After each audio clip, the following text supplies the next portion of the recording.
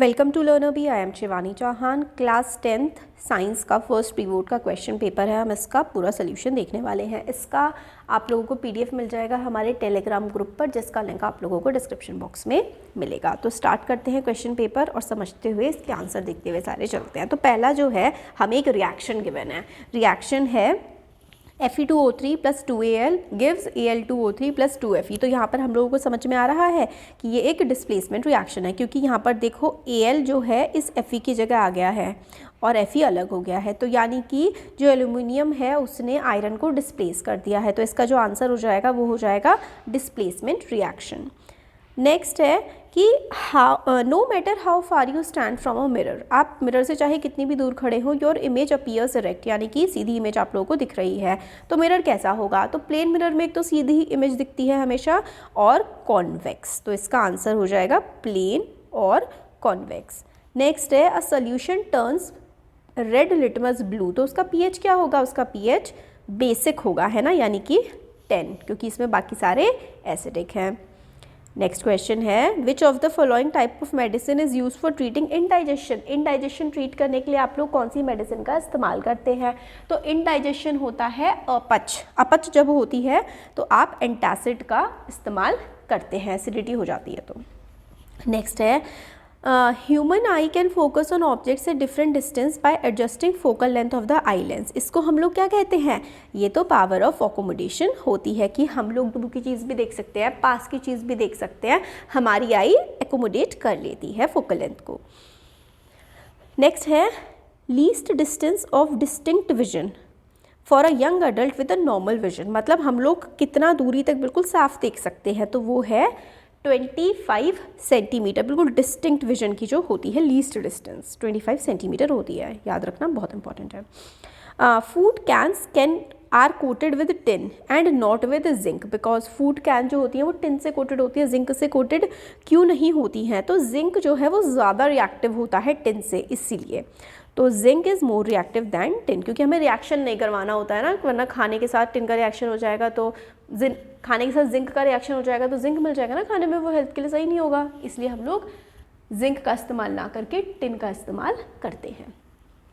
Next देखिए, an element react with oxygen to give a compound with a high melting point. This compound is soluble in water. The element is likely to be, मतलब एक element है जो कि oxygen के साथ react करता है, एक कंपाउंड देता है जिसका काफ़ी हाई मेल्टिंग पॉइंट होता है। तो कंपाउंड क्या होगा? और ये कंपाउंड वाटर में भी सॉल्यूबल है, मतलब आपने उस कोई एक कंपाउंड है, ठीक है, पानी में मिलाया तो वो पानी गर्म हो गया। कैसा होता है? चूना जब बनता है तब ऐसा होता है ना। तो इसका जो आंसर हो जाएगा वो हो जाएगा कैल्शियम। नेक्स्ट देखो, ethane with a molecular formula C2H6 has. तो ईथेन है, उसका मॉलिक्यूलर फार्मूला है C2H6। तो भाई इसमें कितने कोवेलेंट बॉन्ड्स होंगे? तो कोवेलेंट बॉन्ड हम लोग इस तरीके से बना लेते हैं ना, जैसे C, ठीक है, अब 3 H है ना, तो 6 H है, तो कितने कोवेलेंट बॉन्ड हो गए? गिन लो भाई, इसमें 1 2 3 4 5 6 7, तो 7 कोवेलेंट बॉन्ड्स इसमें आएंगे। 8th है joules law of heating state that heat produced in a resistor is. तो इसका क्या मतलब होता है? देखो, जूल्स फॉर्मूला जो है directly proportional to square of a current for a given resistance, ये बिल्कुल ठीक है। Directly proportional to resistance for a given current, ये भी ठीक है। और directly proportional to time for which the current flows through the resistor, ये सारे के सारे ठीक हैं। तो इसलिए हमारा जो आंसर हो जाएगा वो हो जाएगा all of the above. Autotrophic mode of nutrition क्या होता है? जिसमें हम तो इंसान हैं, हम खाना खुद नहीं बनाते हैं, पकाते हैं हम लोग किचन में, बट एक्चुअल में खाना कौन बनाता है? प्लांट्स खाना बनाते हैं। तो ऑटोट्रॉपिक मोड ऑफ न्यूट्रिशन के लिए हम लोग को किस किस चीज़ों की ज़रूरत होती है? तो हमें ज़रूरत होती है ऑक्सीजन की, है ना, हमें हवा की, पानी की और सनलाइट की ज़रूरत होती है, क्लोरोफिल की भी ज़रूरत होती है। तो ऑल ऑफ द अबव इसका भी आंसर है। Break down of pyruvate to give carbon dioxide water and energy किस में होता है? पायरुवेट किस में ब्रेक डाउन होता है? पायरुवेट का जो ब्रेक डाउन होता है वो माइटोकॉन्ड्रिया में होता है। ये वाला ना इंपॉर्टेंट है। नेक्स्ट देखो, which of the following correctly describe the magnetic field near a long straight wire. Long, एक बड़ी सी स्ट्रेट वायर के अराउंड मैग्नेटिक फील्ड को क्या अच्छे से डिस्क्राइब करता है? तो इसका जो आंसर है, the field consist of concentric circle centred on a wire, तो ए इसका करेक्ट ऑप्शन हो जाएगा। नेक्स्ट देखो, the gap between two neurons, दो न्यूरॉन के बीच के गैप को हम लोग साइनेप बोलते हैं, और न्यूरॉन का ना जो स्ट्रक्चर है वो ना बनाने के लिए भी काफ़ी ज़्यादा आता है एग्जाम में। नेक्स्ट है, which of the following is a plant hormone, इनमें से प्लांट हार्मोन कौन सा है? तो ये साइटोकिनिन, बाकी सारे तो जो है ह्यूमंस के हार्मोन होते हैं, एस्ट्रोजन, थायरॉक्सिन और इंसुलिन, तो ह्यूमन वाले हैं, प्लांट हार्मोन होता है साइटोकिनिन। नेक्स्ट है, asexual reproduction take place through budding in, किस में होता है बडिंग किस में होती है? आप लोगों को बिल्कुल याद रखना है कि बडिंग क्या होता है। देखो जैसे कि इस तरीके से था, ठीक है, मान लो प्लांट, उसके बाद ऐसे ऐसे करके ना इस पे और बर्ड्स उगती रहती है ना, तो ये हमारा होता है बडिंग। तो बडिंग किस में होता है? ईस्ट में बडिंग होता है। एंथर कंटेन्स, जो एंथर होता है उसमें क्या होता है? एंथर में होते हैं पॉलन ग्रेन्स। अब नेक्स्ट देखो, cross between tall plant TT और जो शॉर्ट प्लांट है स्मॉल टी, इससे प्रोजेनी यानी कि जो बच्चा आगे जो प्लांट जन्म लेता है उसमें डोमिनेंट ट्रेट क्या होगा? तो टॉलनेस है, क्योंकि डबल टी है तो टॉलनेस वो होगा एक डोमिनेंट ट्रेट। नेक्स्ट है, एक्सचेंज ऑफ जेनेटिक मटीरियल जो होता है उसका एक्सचेंज कहाँ पर होता है? टेक प्लेस, तो भाई सेक्सुअल रिप्रोडक्शन जो होता है ना उसमें जेनेटिक मटीरियल का एक्सचेंज होता है। नेक्स्ट देखो, असर्शन और रीज़न के हमारे पास क्वेश्चंस हैं। तो असर्शन रीजन है पहला, after white washing the wall shiny white finish on the wall is obtained after 2 to 3 hours. बिल्कुल सही बात है, मतलब जब हम लोग पेंट करते हैं, वाइट वॉश करते हैं, 2-3 घंटे बाद वो थोड़ा सा सूख जाता है और उसमें चमक आ जाती है। तो इसका ये असर्शन हो गया। रीज़न क्या है? कैल्शियम ऑक्साइड जो है वो कार्बन डाइऑक्साइड के साथ रिएक्ट करती है और कैल्शियम हाइड्रोजन कार्बोनेट जो कि एक शाइनी फिनिश देती है वो बन जाता है। तो देखो दोनों के दोनों जो है ना हमारे वो ए वाला तो देखो ट्रू है और नेक्स्ट वाला जो है वो हमारा फॉल्स है। तो इसका हमारा जो ऑप्शन हो जाएगा वो हो जाएगा A is true but R is false, C हो जाएगा। नेक्स्ट देखो, इसमें geneticist crossed a pea plant having violet flower थे और एक जो पी प्लांट था उसके वाइट फ्लावर थे। He got all violet flower in the first generation, तो पहली जनरेशन जो आई इन दोनों से मिलकर के सारे के सारे वॉयलेट फ्लावर्स आए, तो यानी कि वॉयलेट जो था वो डोमिनेंट था। White colour genes are not passed into next generation, तो भाई जीन्स तो देखो पास होते हैं बट वो डोरमेंट कंडीशन में होते हैं, तो इसीलिए इसमें फर्स्ट वाला तो सही है बट नेक्स्ट वाला गलत है। तो इसका भी जो नेक्स्ट है वो क्या हो जाएगा? सी हो जाएगा इसका भी आंसर। तो असर्शन क्या है? Double fertilisation is unique in angiosperms, जो डबल फर्टिलाइजेशन जो है वो एंजियोस्पर्म्स में बिल्कुल यूनिक होता है। और नेक्स्ट है, triple fusion occurs in asexual reproduction only, तो इसका जो रीज़न है ये तो हमें फॉल्स लग रहा है, डबल फर्टिलाइजेशन एंजियोस्पर्म में यूनिक होता है, तो इसका जो आंसर हो जाएगा ये हो जाएगा हमारे पास सी, क्योंकि ये वाला ही करेक्ट है बस। नेक्स्ट इसमें जो और वाला है वो देखते हैं। नेक्स्ट देखिए, 2 bar magnets attract when they brought near to each other with the same pole, तो सेम पोल तो रिपेल करते हैं, ये गलत हो जाएगा। Unlike poles will attract each other, ये सही होगा। तो रीज़न तो भाई सही है बट जो असर्शन है ना वो गलत है, तो मतलब आर इज़ ट्रू, हाँ ये वाला डी हो जाएगा इसका। नेक्स्ट देखो, सेक्शन बी जो है क्वेश्चन नंबर 21, इसमें हमें बोला गया है कि बैलेंस करना है केमिकल रिएक्शन को। तो देखिए ये आपके पास यहाँ पर बैलेंस्ड केमिकल रिएक्शन है। इसमें क्या था? MnO2 और प्लस HCl है ना, तो बैलेंसिंग मैंने आप लोगों को सिखा रखी है, यहाँ पर स्पेस नहीं है, बस आप यहाँ पर देख लीजिए ये करेक्ट है यहाँ पर। तो ये हो जाएगा MnO2 प्लस 4HCl और gives MnCl2 plus 2H2 plus Cl2, ये हो जाएगा।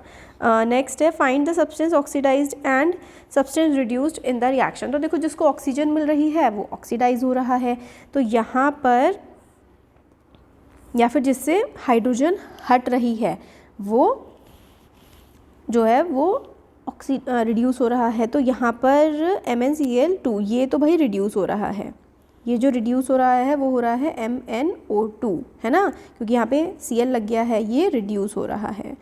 और जो HCl है ये ऑक्सीडाइज हो रहा है क्योंकि इसके साथ O आ गया। नेक्स्ट देखिए, which gas is usually liberated when acid is react with the metal. जब एसिड मेटल के साथ रिएक्ट करता है तो हाइड्रोजन गैस लिबरेट होती है। Illustrate with an example, how will you test for the presence of this gas. तो भाई पॉप साउंड आती है, हम लोगों को पता है जब भी हाइड्रोजन गैस लिबरेट हो रही होती है तो एक पॉप साउंड आती है।